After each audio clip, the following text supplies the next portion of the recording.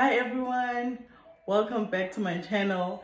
It has been a very long time, and I guess first things first, right?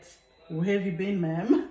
Honestly, I haven't been well for the past year or so, but I am so happy and I'm so excited to be here and recording some nice recipes, some nice chats to share with you guys. But 2022 was quite a very funny year for me. Again, like I said, in terms of my just not being well, I've actually had two operations. I've had quite a nasty diagnosis, which are all now, thank God, things that I've overcome. Yeah, so I'm really excited. I'm well now. I'm in the right headspace, I guess, to be here.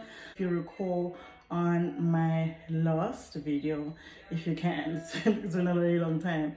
I posted a video just explaining that even though I love cooking and I'm still going to be cooking, I'd also love to include some chat with you guys. Some really nice chat about just the balance of life in terms of everyday things. Being a mom who works 9 to 5 ordinarily, has a full life, contributing socially. I think it's just things that affect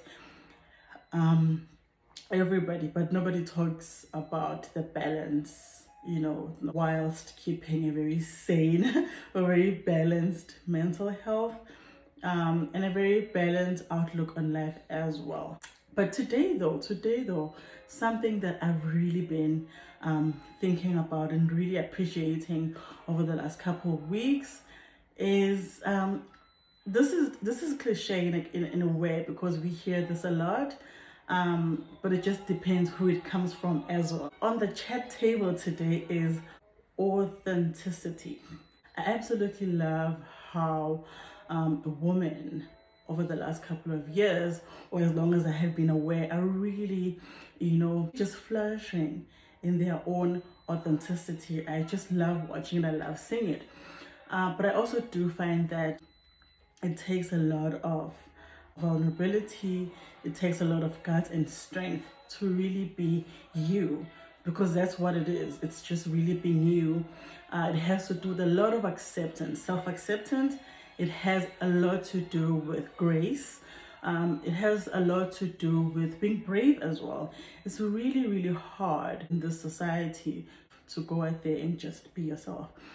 I just love also hearing and seeing this being spoken more just from ordinary people. And also, this is not just something, just be yourself, but also I feel like this also impacts a great deal of our life in every sense of it.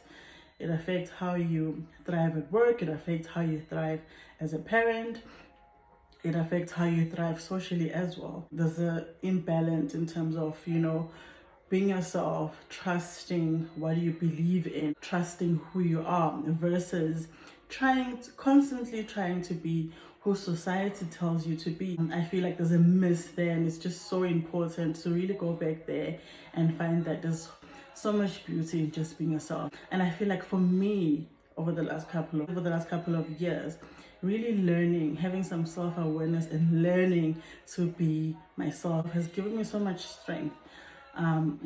Something, and I think it's something that gives you so much liberation when you really have accepted yourself and have given yourself grace. And a very good example of that actually is me being here. Not in my wildest dream would I figured I would stand in front of a phone or a camera and just talk about anything, because somebody's gonna see it and judge me, and what are you doing talking, or what are you doing doing all these things, and criticize.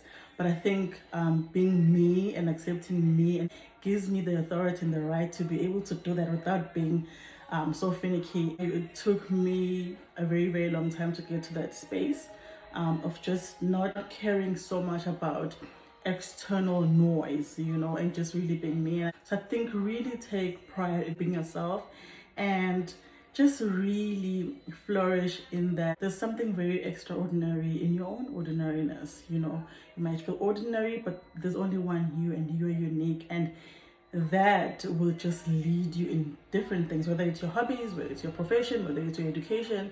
And I think it's just a beautiful thing to really always keep in mind.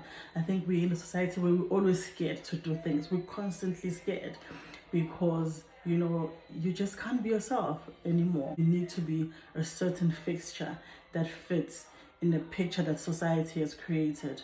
So I just really love to put that out there. This is my comeback story, I guess. It's incredibly hot today, and we're currently going through load shedding right now. It's a bit dark, that's why I'm shooting from this angle of the kitchen. And yeah, and if you're new here, please don't forget to press that button and subscribe. We're going to be chatting more, we're going to be cooking more. And with that mouthful, what I would like to make today is Star Signature coriander short rib. I've tasted and had short rib made in very delicious different ways. But I have to say, the way I make it is extra special, and you're in for a treat. Yeah, I can't believe I'm back. So like I said, guys, I'm going to make a lovely coriander short rib today. And now I'm going to show you my ingredients. I have to say, apart from the time that it might take to slow cook the short rib, the prep and the ingredients are pretty much straightforward and very easy. And it's probably something you also have in your fridge or in your cabinet. So let's check it out. So I have some short rib here, and this is about 1.5 kilos of short rib. And you can just ask your butcher to make it thick cuts. Obviously you can slow cook these, so the thick cuts are pretty good for that. So make them really chunky when you have them cut by a butcher. Sometimes you can find these cut already prepared, so those are obviously easier. And then I have my spices. You know me, I'm a spice girl, so I have some Kashmiri spice here. I have some paprika, some coriander here. I have some jeera. I have some garam masala, some paprika, and some black pepper here. And then I'm going to also add some garlic and ginger. This is just convenient. I do like to use fresh ones sometimes, but really for days like this where I'm just like lazy, I just use this. It's so as delicious. And then I have some onions here cut. I didn't make very big pieces, very small pieces. I made big pieces. And then I have some thyme and some coriander, of course. I will be adding some carrots to my short rib, so I have some thick cut carrots. And then some coriander pesto. I really like this brand. It tastes really good. I love that they add really nice, generous amounts of olive oil. And of course, I have some wine. I'm going to be using this. You don't need to open a fresh bottle of wine. If there's some wine that you're having, you can use a cup or two from there. This is the wine I had at a restaurant when we had dinner on Friday, and I didn't finish it, obviously. I'm the only wine drinker here, so I brought it home, and I'm going to use it for my short rib. So yeah. And I am going to be serving my short rib with some mash, and I'll show you how easy peasy and delicious I make my mash. So yeah, there you have it, guys. So let's get cooking. So of course, for your short rib, you need to braise it first. So I'm going to put my stove on, and I'm putting it on almost high heat. And I'm going to put roughly about 4 to 5 tablespoons of extra virgin olive oil. And of course, you can use any oil that you have. So I'm going to let that heat up. There you go. Add it all in there. I'll just add some salt as well while we add it, because you do want your meat to be properly seasoned even at this stage. There you go. And of course, you need to be checking on that meat and just turn it over to make sure that it's brown. Make sure that all the sides are properly browned. There you go. I'll turn it over and it's browning on all the sides. Okay, so once your meat is nicely browned like this, you can take it out, lower the heat, and then just safely take it out. And like how some of that fat is also crisp like that. My onions and my carrots. Some garlic and ginger and some spices.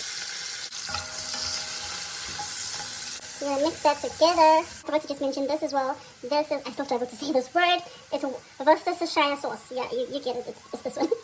So I'm going to add a good dollop of that too to my vegetables. And I'm going to go ahead and add some tomato paste. So I'm going to add about 3 packets of these. And the second one. And the third one. And mix that together. I'm now going to add my meat back in so that it absorbs all the spices and the flavors in this dish. So you make sure that you coat your meat with all the spices. It's so good. I'm going to add 2 cups of water and cook on medium heat just for about 10 minutes. Let's check on this baby. Oh, it smells so good. Alright.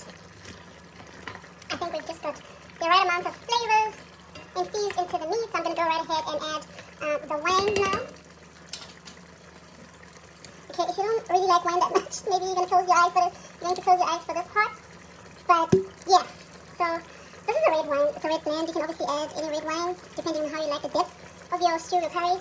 I'm going to add a good amount, about 2 cups, I'd say. That should be good. Just leave enough, of course, for you to enjoy with this yummy, delicious short rib when it's ready. So I've added my wine.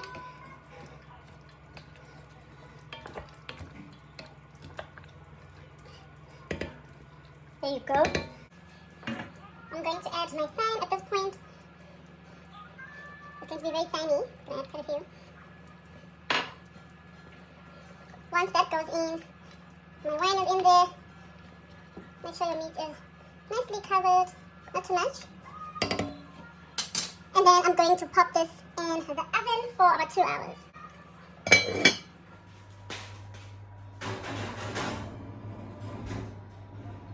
I'm going to cook this for about 2 hours at 230 degrees Celsius. Okay everyone, so my short rib has been cooking for 3 hours, and let's see how everything's going. It smells so good, so I'm sure it's going to be delicious. Oh, and I have to say, I think I may have said this is going to cook for 2 hours. Please do forgive me. I may have used the time that I used for a smaller amount of this meal. So I've obviously now cooked a much larger part, so you do want to increase your time. Do forgive me, but that's why it is 3 hours. So and with that, please also add about 5 more cups of water, 4 to 5 more cups of water. But otherwise, yeah, let's see how it looks. Wow, yeah. It looks so good. Okay. My pan here, I'm going to put it on heat. And then I'm going to add some butter. This is going to make my short rib really creamy. This is about this much butter that I'm going to add. So once my butter is melted, I'm going to add, this is about 20 mils of flour. Just really a little bit, not much. So I really want to put the creaminess back into this. Then I'm going to add my cream. I'm going to work that and see things are starting to cream up. And then I'm going to add just about a teaspoon of coriander, fresh coriander. And then I'm going to take some of that jus from the stew. This delicious wine, this delicious jus. I'm going to add it back here. And then mix that through. So this is like a creamy gravy. That's going to go back into the short rib. Look at that. I'm going to cook this through. Oh, it smells so good.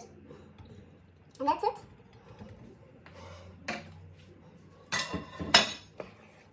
So this is fine. I'm going to take this and put it back in my short rib. Oh, it smells so good. I love the creaminess of this. So I can't wait to dish up, and I can't wait to dig right in. This looks so good. I can't wait to dig in, and I do have this yummy coriander pesto. I did also add a bit of cream, and I love to just drizzle this over my short rib curry. It smells like a coriander feast in here. Looks so good. And of course, my wine to go with everything.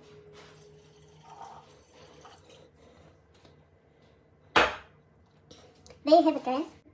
There you have it, guys. This looks so good. It smells so good. I can't wait to taste it. And you know what to do. If you want more delicious recipes and some good old chat, comment and subscribe. I'm looking forward to hearing from all of you. And good to be back. Cheers.